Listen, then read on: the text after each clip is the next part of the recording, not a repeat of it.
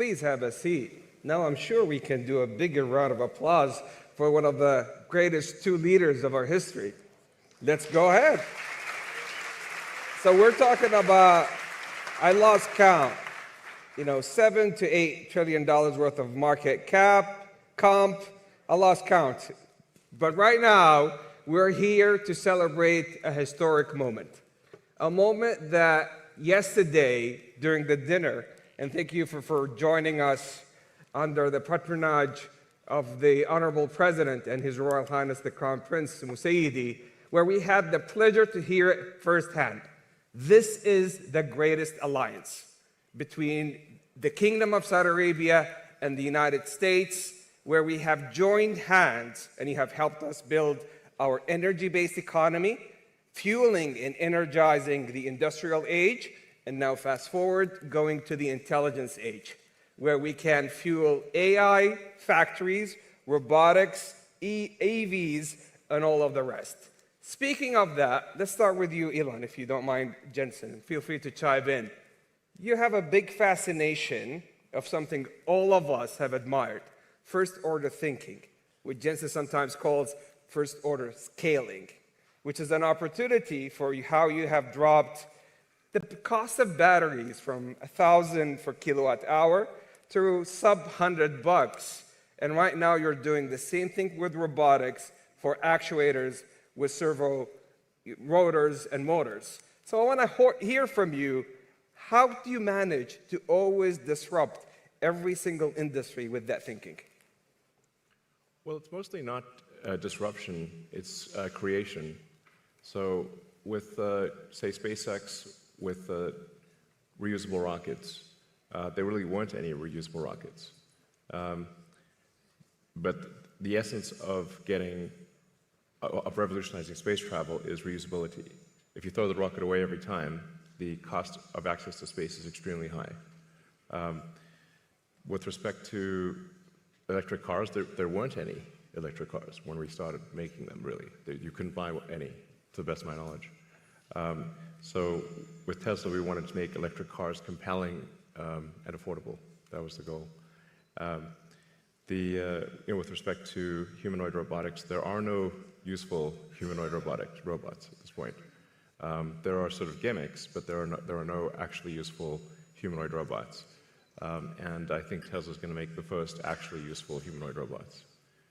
And this will be quite a revolution, and I think something that everyone will want. Because I always think of, like, who wouldn't want their own personal C-3PO R2-D2? Oh, yeah? Of course.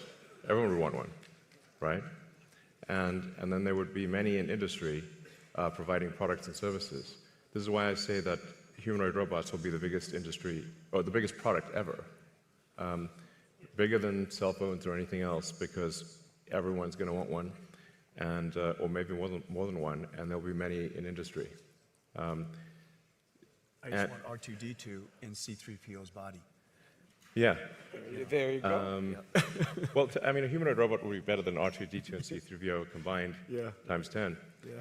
So people often talk about sort of eliminating poverty and that kind of thing, but really how long have they been talking about that? There's lots of talk. There's lots of NGOs sort of trying to do these things, but really not succeeding. And the evidence speaks for itself. But AI and humanoid robots will actually eliminate poverty. And Tesla won't be the only one that makes them. I think Tesla will pioneer this, but there will be many other companies that make humanoid robots. But there is only basically one way to make everyone wealthy, and that is AI and robotics. And we can't talk about robotics without AI factories. And yesterday was such a historic day for the two nations, but also for all of us, where we celebrate the AI strategic partnership with the US, signed, witnessed by the Honorable President and His Royal Highness, about how we are committing our capital, energy, land to energize the AI US ecosystem, to be able to build inference nodes, training nodes, and to be the most AI-enabled nation.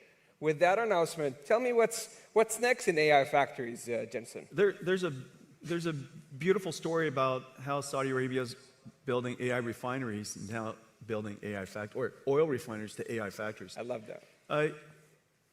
I've said that AI is an infrastructure, and the reason for that, of course, we understand AI from the perspective of the technology and how it's revolutionizing every industry. Digital intelligence, of course, has applications into every field. And so it's going to be used by every company, every industry, every country. In that way, it's foundational, and therefore it's part of infrastructure.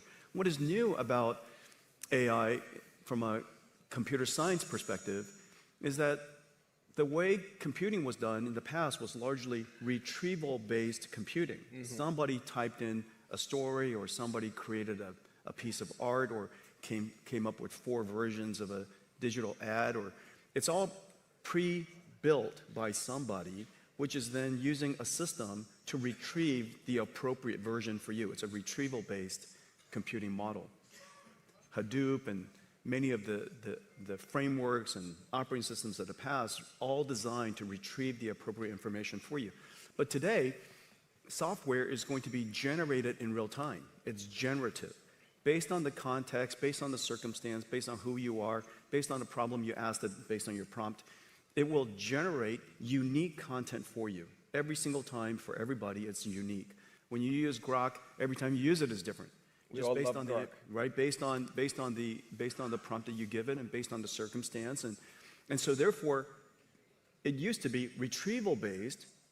Today, it's generative, and if it's generative, then and every time is different, then you need AI factories all over the world to generate the content in real time, which is the reason why you need AI factories. And this is a unique way of doing computation, but the benefit, of course, is that everything isn't preconceived and pre-documented, and it's contextually sensible and therefore intelligent. So AI factories and robotics, and we heard it yesterday from His Royal Highness, his vision, how to augment our workforce with roughly tens of millions of robotics to be able to infuse the next wave of productivity and progress. But this scares a lot of folks here when it comes to the future of jobs. So let's hear about your thoughts, Elon and Jensen, on that.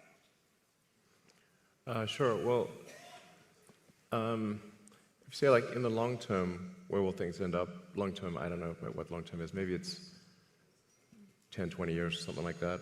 For me, that's long term. My prediction is that work will be optional. Optional. Optional. So. We'll take that. Yeah. I mean, it'll be like playing sports or a video game or something like that. If you want to work, in the same way, like you can go to the store and just buy some vegetables, or you could grow vegetables in your backyard. It's much harder to grow vegetables in your backyard, but some people still do it because they like growing vegetables. That will be what work is like, optional. Now, between now and then, there's actually a lot of work to get to that point. And I always recommend people read Ian Banks' culture books to get a sense for what a probable positive AI future is like. And interestingly, in those books, money doesn't exist. It's kind of interesting. And my guess is, if you go out long enough, assuming there's a continued improvement in AI and robotics, which seems likely, the money will stop being relevant at some point in the future. Now, there will still be constraints on power, like electricity and mass. The fundamental physics elements will still be constraints, but I think at some point currency becomes irrelevant. Jensen, any thoughts? By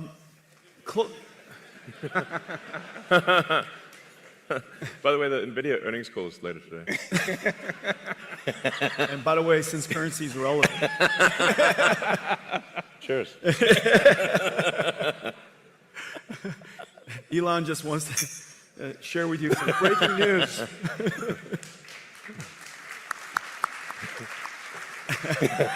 The two of us would like to share some breaking news. Let's see. I would say there's different horizons you could look at. Everybody's jobs will be different. I think that's for sure.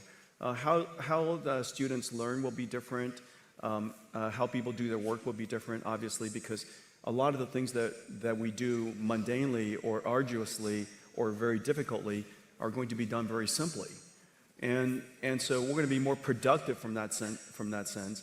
One of the things that I will say is that for most people or a company, if your life becomes more productive, and if the things that you're doing with great difficulty become simpler, it is very likely, because you have so many ideas, you'll have more time to go pursue things. It is my guess that Elon will be busier as a result of AI. I'm going to be busier as a result of AI. And the reason for that is because we have so many ideas we want to pursue, so many things that we still have in our backlog inside our company that we can go pursue. If we were more productive, we can get to those things faster. And so in the near term, I would say that there's every evidence that we will be more productive and yet still be busier because we have so many ideas. One thing that I will say, give you some evidence, is that, and I was just telling Elon about this earlier, radiology, for example, has largely been converted to AI-driven radiology, and there's some really great companies doing that. And the surprising thing is the prediction that all radiologists would be the first jobs to go was exactly the opposite. The trend shows that there are more radiologists being hired now as a result of AI. And the reason for that, if you take a step back, it's because the goal of a radiologist is not to study the images. The goal of a radiologist is to diagnose a disease. Now the studying of the images became so productive, they could study more images, study more modalities, spend more time with the patients.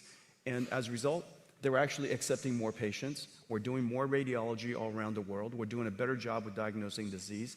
And so that's kind of the near-term outcome of AI and productivity. And we'll see what happens long-term. You know, when currency doesn't matter anymore, just, you know, let me know right before. You'll see it coming. You'll see it coming.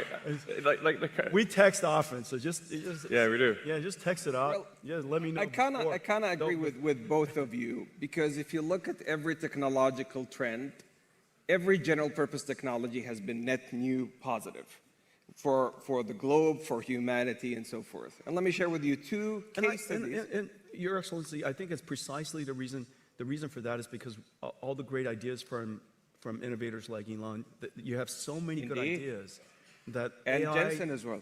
Yeah, well, you know, Indeed. thank you. So let me share with you two stories from two Saudi innovators in collaboration with a lot of the great work that NVIDIA does, that Grok does. So one of them is Professor Omar Yaghi, who's the first American Saudi to win a Nobel Prize in creating new chemistry. And the way he has done that, he has leveraged AI accelerators and models like Grok to be able to create new chemistry when it comes to metal organic frameworks. Those are metal ions that are positively charged with organic linkers to be able to effectively create a sponge with 0.33 nanometers pores to capture water from air and also to capture carbon dioxide. The second story has also to do with AI accelerated by NVIDIA and with models like Grok, which is nanopalm, which is effectively creating a nanorobot 500 nanometers by 1,000 nanometers to be able to do gene editing, leveraging the CRISPR technology to take out sickle cell disease. Now, in both these instances, they originated 20 years ago in research, but AI was able to really accelerate the outcomes and the outputs such that we can move into new value pools. So I think with every technological trend, humanity is going to always manage to shift to new value pools when it comes to workforce and productivity. But we have some great announcements to talk about here today. Let's begin with you, Elon, the things that we're doing with XAI. Yeah, we're excited to announce that we're doing a 500 megawatt. I mean, yeah, 500. Sorry. 500 megawatt. 500 megawatt. Yeah. We're doing 500. We're doing 500 megawatts. Sorry. Not this. quite, yeah. Yeah. No, the 500 gigawatt one will have to wait. So that'll be $8 bazillion trillion. Stop that.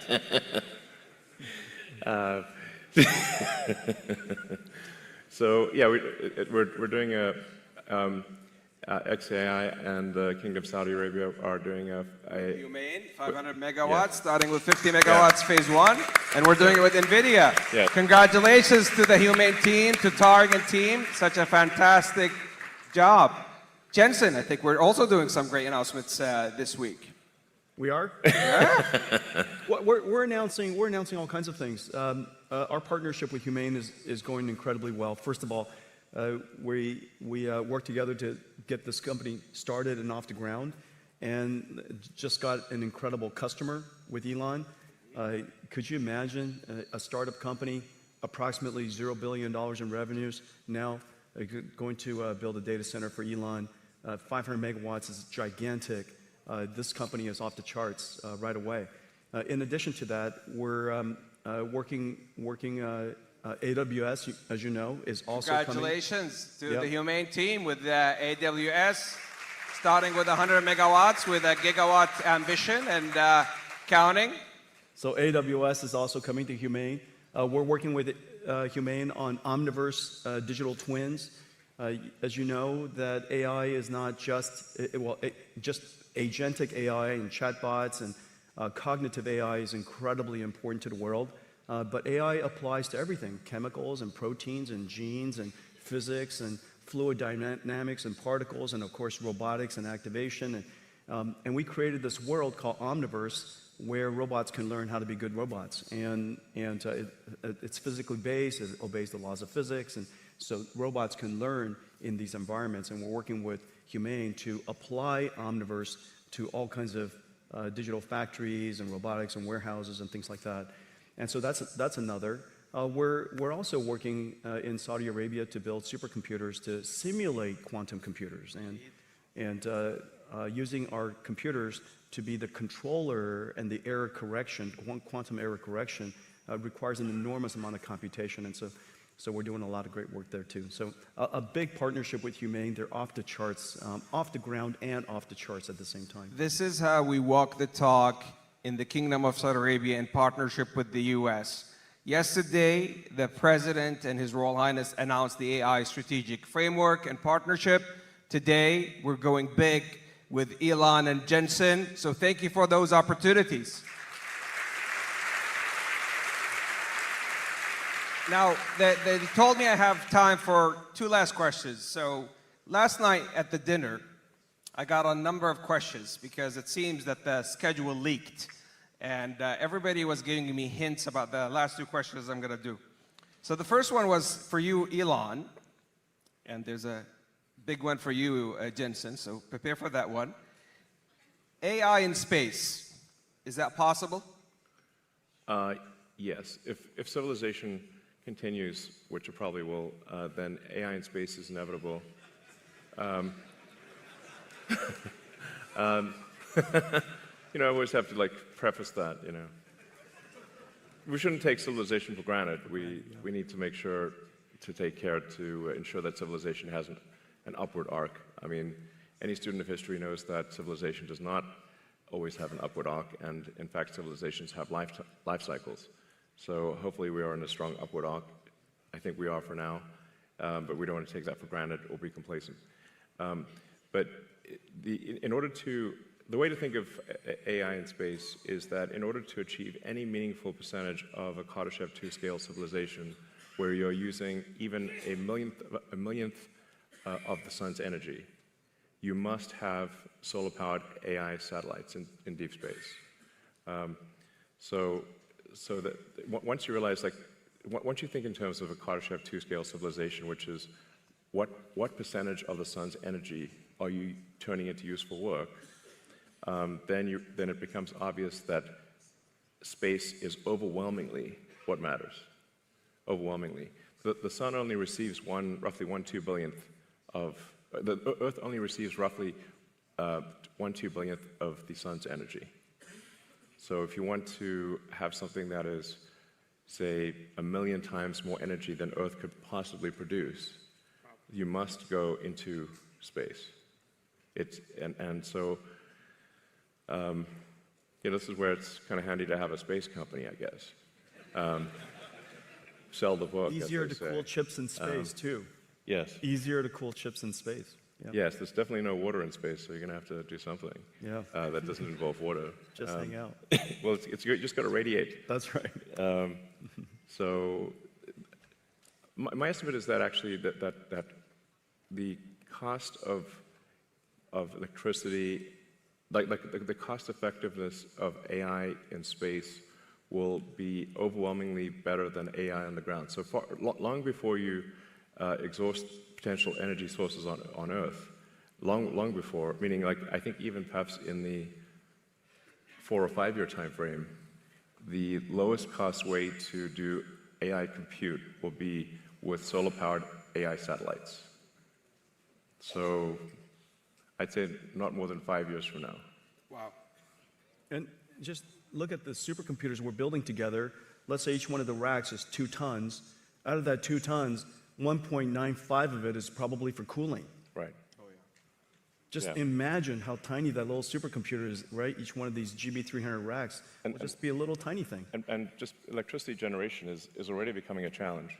So if you start doing any kind of scaling for both electricity generation and cooling, you realize, okay, space is incredibly compelling.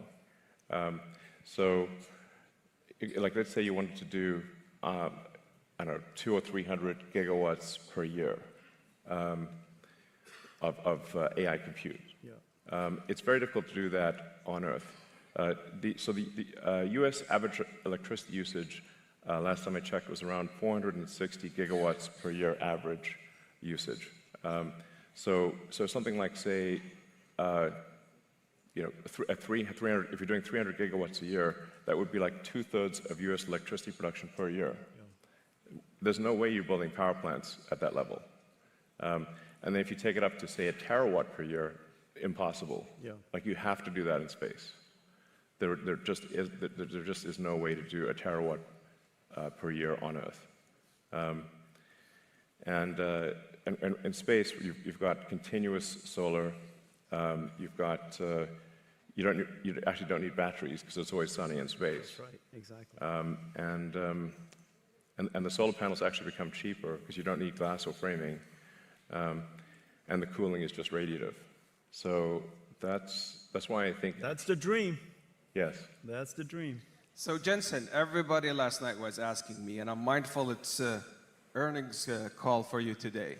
So I'm going to say this delicately. Everybody has been asking me to ask you, are we going to have an AI bubble? That's the last question. All right, no. All right, let me just tell you what we see. Okay, so I think it's really important when you look at what's happening around the world and go back to first principles of what's happening in computer science and computing. There are 3 things that's happening. The first thing is that we all know that Moore's law has run its course, and the amount of demand for computing versus the amount of computation we can get out of general purpose computing is really challenging. And so the world's been moving to accelerated computing for some time. We've been pushing this now for over 20 years. Let me give you one statistic. I was just at supercomputing. 6 years ago, CPUs were 90% of the world's supercomputers, top 500 supercomputers. 6 years ago. This year, less than 15%. Went from 90% to 10%, and meanwhile, accelerated computing went from the other way, 10% to now 90%. Okay, so you're seeing that inflection point, the transition in high-performance computing from general-purpose computing to accelerated computing. Well, one of the most data-intensive, one of the most intensive computation things that the world does in cloud is data processing. Several $100 billion of computation is done on just raw data processing. That Rexus is the engine of the internet today. That's going generative AI. It used to be running on CPUs, now it runs on GPUs. Which then says the third thing, if you just look at those 2 applications, many of the internet companies can build an enormous number of GPU supercomputers just doing that. Of course, then it creates the third opportunity on top of it, which is agentic AI. This is Grok, and this is OpenAI, this is Anthropic, this is Gemini. Agentic AI sits on top of that. But don't forget to think about what is happening underneath what everybody sees as AI today. There's a whole movement of computing, from general purpose computing to accelerated computing. And that, if you take that into consideration, you'll come to the conclusion that, in fact, what is left over to fuel that revolutionary agentic AI is not only substantially less than you thought, and all of it justified. Well, I was just informed by the team that my boss and your bosses is going to talk next, the Honorable President and His Royal Highness the Crown Prince, and hence we ran out of time. But in essence, this is so much love for you, Elon, and Jensen.